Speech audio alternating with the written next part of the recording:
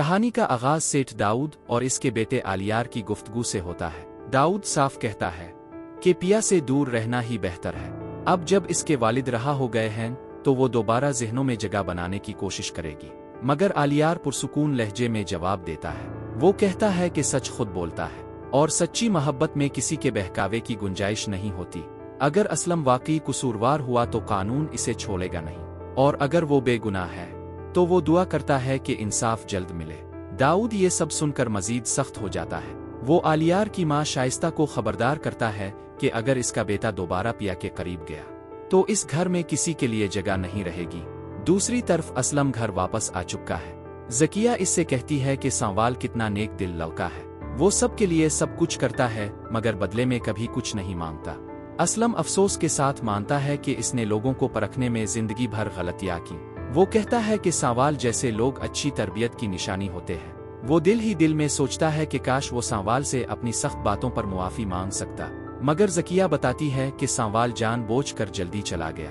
शायद वो नहीं चाहता था कि असलम शर्मिंदा हो या माजरत करे। असलम की सबसे बड़ी फिक्र अब पिया है। वो मानता है कि बेटी के दिल में अभी बहुत दर्द है।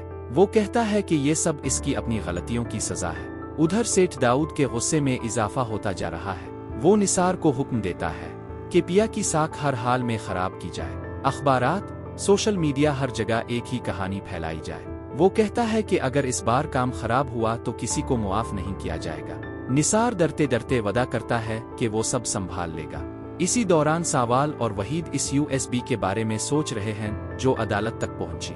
अभी तक ये राज है कि ये सबूत किसने भेजा, मगर इतना तय है कि इस एक कदम ने बहुत कुछ बदल दिया है। दाऊद एक और खतरनाक रास्ता चुनता है। वो मलिक नामी शख्स को बुलाता है और इसे कहता है कि अब मामला आम तरीके से हल नहीं हो सकता। ये जंग अब खुलकर लड़ी जाएगी।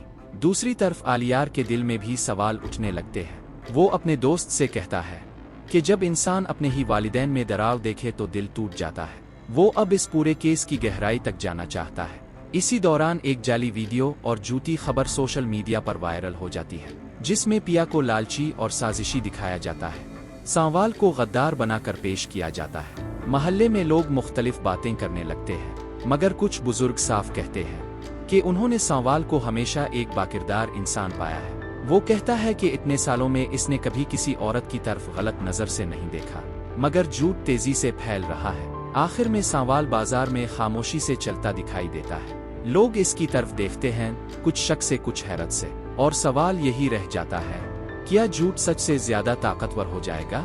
यह सच एक बार फिर सबके सामने आएगा? अगर आपको लगता है कि पिया और सांवाल इस आजमाइश से निकल पाएंगे तो अपनी राय जरूर दें। वीडियो पसंद आए तो चैनल को सब्सक्राइब करें और बताएं, क्या अगली किस्त में ये जंग मजीद खतरनाक होने वाली है?